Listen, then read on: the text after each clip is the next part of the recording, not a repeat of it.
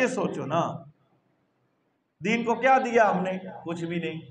نہ ہم زکوٰۃ دیتے ہیں، نہ ہم نماز پڑھتے ہیں 5 وقت جماعت کے ساتھ، نہ ہم روزے آتے ہیں، نہ ان کا ادب، نہ پیسے موجود ہیں، حج پہ نہیں جاتے، کلمہ توحید کا ہمیں ذکر پتہ نہیں ہے۔ اور امام مالک رحمۃ اللہ علیہ بہت بڑے امام گزرے ہیں، موطا امام مالک ان کی کتاب ہے، اور بھی مختلف کتابیں انہوں نے لکھی ہیں۔ مسجد نبوی کے امام تھے۔ ان سے اگر کوئی مسئلہ پوچھنے آتا نا، یہ ادب دیکھے، ان سے اگر کوئی مسئلہ پوچھنے آتا فقہ کا مسئلہ، تو آپ جاتے، وضو کرتے، اور پھر آپ مسئلہ بتاتے۔ اور اگر کوئی حدیث سننے کے لیے آتا اور حدیث پوچھتا، آپ پہلے غسل کرتے۔ ہمارے ہاں تو یہاں پر ہر بندے پر علم بڑا آ گیا ہے، لیکن ادب ککھ بھی نہیں ہے، پتہ ہی نہیں ہے، ایسے ہی، اور حدیث ہوتی بھی نہیں، حدیث بیان کر رہے۔ یہ میں ابھی چند دن بعد انشاءاللہ یہ میں نے رگڑا لگانا ہے سب کا، سارے جتنے مولوی ہیں سارے تقریباً 50,000 حدیثیں جو نبی کریم صلی اللہ علیہ وسلم نے نہیں فرمائی وہ آپ کے سامنے ایسے طرزوں میں بیان کر رہے ہیں، ایسے بیان کر رہے ہیں، آپ چسکے کی کانوں کے چسکے کے طور پر آپ سن رہے ہیں۔ واہ واہ، کیا مولوی تھا یار، کیا مولوی تھا! اور آپ کو بھی جہنم کی طرف سرکار نے فرمایا جس نے میری طرف ایک بات منسوب کی، میں چسکا تو آپ کو دے نہیں سکتا، ایک چسکا مجھے نہیں آتا، میں نے بات کرنی ہوتی سیدھی جو سرکار نے فرمائی ہے۔ لیکن یہ چیز ذہن میں رکھ لیں، سرکار نے فرمایا جس نے ایک بات بھی میری طرف منسوب کی جو میں نے نہیں کہی، وہ اپنا ٹھکانہ دوزخ میں بنا لے۔ اچھا، آپ بڑے گناہ گار ہیں۔ یہ حدیث سب پہ فٹ آتی ہے۔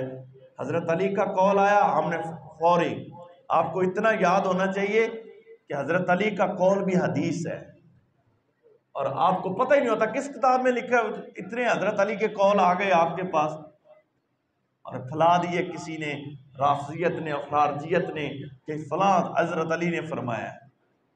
تصدیق کی آپ نے کسی عالم سے؟ یہ کسی کا قول ہے بھی نہیں، اور ہمارے یہاں علم ہے نہیں، اور بتا رہے ہوتے ہیں یہ قرآن میں اللہ نے فرمایا، حالانکہ وہ ہوتا کسی بزرگ کا قول ہے، یا کسی حدیث کو ہم ذکر کر دیں یہ فلاں سرکار نے فرمایا ہے، پتہ نہیں ہوتا یہ۔ اچھا، کون سی حدیث ہے، کس کتاب سے آپ نے پڑھی ہے؟ جی میں نے سنی ہے۔ اور یہ چیز ذہن میں رکھ لیں، سرکار نے فرمایا سب سے جھوٹا بندہ وہ ہے جو سنی سنائی بات آگے بتا دے۔ ہم سارے اس کے اندر ہیں، سارے جھوٹ بولتے ہیں، ہم ساری باتیں جو کرتے ہیں سنی سنائی بات، خود تصدیق کرتے ہیں کوئی نہیں، بس سن لی ہے، بس جی سنی سنائی بات ہم نے آگے پھیلا دی۔ اب بعض دفعہ لوگ آتے ہیں اور فلاں بندہ یہ کہہ رہا تھا، کہہ رہا ہوگا ہمیں کیا ہے، میں نے تو سنی سنائی بات آپ میں سے آپ کو نہیں کبھی کی، کہ میں تو اپنی ذات کے لیے بھی کوئی مجھے کہتا ہے کہ فلاں آپ کے بارے میں یہ کہہ رہا تھا، کہتا پھرتا رہے، جب مجھ تک بات وہ خود کرے گا تو پھر ہے نا، میں سنی سنائی بات کروں کہ فلاں نے یہ کہا، آپ کو بھی بتا دوں کہ فلاں نے یہ کہا یار میرے بارے میں، فلاں نے یہ بات، کہتا پھرتا رہے، جب وہ خود نہیں کہے گا تو میں کسی کی بات کو تصدیق نہیں کروں گا۔ یہی تو چیز ہے کہ ہمارے ہاں یہ رواج ہے کہ بات سنی، کتا کان لے گیا تے کتے پیچھے بھاج پیا تے کان نہیں ویکھیا بھی میرے نال ہے گا یا نہیں، یہ رواج ہے ہمارے یہاں۔ سرکار نے فرمایا جھوٹا ہونے کے لیے یہی کافی ہے کہ وہ سنی سنائی بات آگے کر دے، کسی کی بات، اب فلاں تمہاری خالہ یہ کہہ رہی تھی، اچھا مما کو جا کے بتا دیا میری خالہ یہ کہہ رہی تھی، اچھا جا کے خالہ سے پوچھا تم نے یہ بات کی ہے تو کیوں کی ہے؟ کبھی نہیں پوچھا۔ ہمارا اس سے بڑا جھوٹے ہم کیا ہو سکتے ہیں کہ سنی سنائی کسی غیر عالم کی بات کو یا غیر بندے کی بات کو سن کر آگے لوگوں کو بتا رہے۔ بہرحال ایسے حدیثیں نہ بیان کیا کرو جو سرکار نے نہیں فرمائی، اور جو حدیث آپ تک پہنچے سینڈ کرنے سے پہلے تصدیق کیا کرو یہ حدیث ہے بھی یا نہیں ہے۔ اگر کوئی حوالہ دیا ہے اس حوالے پہ جاؤ، اس کتاب کو ریسرچ کرو کہ فلاں کتاب کے اندر موجود ہے یا نہیں ہے، لیکن ہم اس کے بارے میں کچھ نہیں جانتے، ہم تو صرف چسکے کے طور پر بات ہونی چاہیے آگے، اور لوگ کہیں واہ واہ واہ تو نے بڑی بات بتائی یار۔ ہم تو چسکا چاہتے ہیں کانوں کا جو ہونا چاہیے۔ امام مالک رحمۃ اللہ علیہ کے پاس اگر کوئی آتا مسئلہ پوچھنے کے لیے، تو آپ فقہی مسئلہ پوچھنے کے لیے کوئی آتا تو آپ اس کو کہتے کہ وضو کر کے آتے۔ جب کوئی حدیث سننے کے لیے آتا آپ غسل کرتے، اہتمام کرتے، اور بیٹھ کر پھر حدیث بیان کرتے اور لوگوں کو بتاتے یہ میرے نبی نے فرمایا ہے۔ اور ایسے نہیں ہے۔ اور ان سے پڑھنے والا یحییٰ بن یحییٰ اندلس سے پڑھنے کے لیے آیا تھا، جس کو آج پیرس کہتے ہیں۔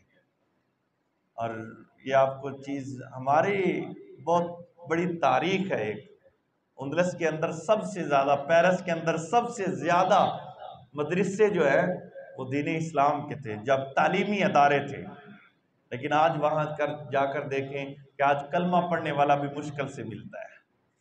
پیرس کے اندر بہت بڑا دین کا کام تھا، ایک وقت تھا، لیکن جو حالت ہوئی، وہ اقبال نے تو اپنی شاعری کے اندر بہت سارے شعر کہے ہیں نا کہ ہم مغرب میں گئے، اور پھر کہا کہ جب مغرب میں جاؤ گے تو ڈوب جاؤ گے۔ اور واقعی یہ بات ٹھیک ہے کہ ہم جیسے جیسے مغرب کی طرف جا رہے ہیں ویسے ویسے ڈوبتے جا رہے ہیں۔ ہم کہتے ہیں مغرب کی مثالیں ہم یہاں بیان کریں، اپنے بچوں کو مغرب کی مثالیں دے رہے ہیں، اور مغربی ہم جیسے جائیں گے ویسے ہی ڈوبیں گے۔ بہرحال یہ یحییٰ بن یحییٰ پڑھنے کے لیے آئیے امام مالک رحمۃ اللہ علیہ کے پاس، اور وہاں پر یہ ہاتھی آ گیا، اور آ کر لوگوں نے بتایا کہ حضور ہاتھی آیا ہے کہ آپ بچوں کو اجازت دے کہ وہ آ کر دیکھے۔ تو سارے بچے چلے گئے، یحییٰ بن یحییٰ نہیں گئے۔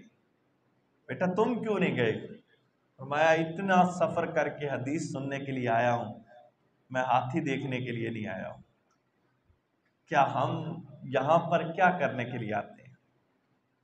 کہ ہم جا کے دین سیکھیں، یا صرف چسکے کے طور پر، یا بس مولوی کو دیکھنے کے لیے، یا لوگوں کو دیکھنے کے لیے کہ جمعہ کون کون پڑھنے آیا ہے؟ ذرا توجہ کریں نا اس پر کہ یحییٰ بن یحییٰ وہ پیرس سے پڑھنے کے لیے مدینہ شریف گئے، اور کہا حضور ہاتھی دیکھنا ہوتا تو وہاں بھی ہاتھی بہت تھے، لیکن میں تو نبی کی حدیث سننے کے لیے آیا ہوں، اور نبی کا فرمان سننے کے لیے آیا ہوں، یہاں سیکھنے کے لیے آیا ہوں دین کیا ہے۔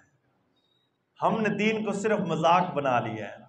ہم دین کو سیکھتے بھی بطور مذاق کے طور پر ہے، اور صرف اپنے لیے مسئلہ پوچھتے ہیں کہ میرے مطابق یہ اگر مولوی فرما دے تو اس کے مطابق میں چلوں گا اور لوگوں کو بتاؤں گا، اگر میرے مطابق شریعت نہیں ہے تو ہم اس کو پیٹھ کے پیچھے پھینک دیتے ہیں، کون سی شریعت اور کون سی باتیں۔ اور 101 قانون شریعت کے خلاف عدالتوں کے اندر موجود ہیں، آپ نے کبھی غور نہیں کیا؟ ہماری جو طلاق کے مسائل ہیں، ہمارے جو وراثت کے مسائل ہیں، اب جتنی عدالتیں بھری پڑی ہیں، کوئی بولنے والا نہیں ہے۔ پتہ ہمیں تو ٹیکس مل جاتا، ہم نے کہاں سے بولنا ہے؟ جن کا واسطہ پڑتا ان کو پتہ چلتا ہے یہ تو شریعت کے خلاف ہے۔ اب دیکھیں عدالتوں نے یہ حکم دیا 3 طلاقیں 1 طلاق ہوتی ہیں، شریعت نے اسی کے مطابق نہیں حکم دیا۔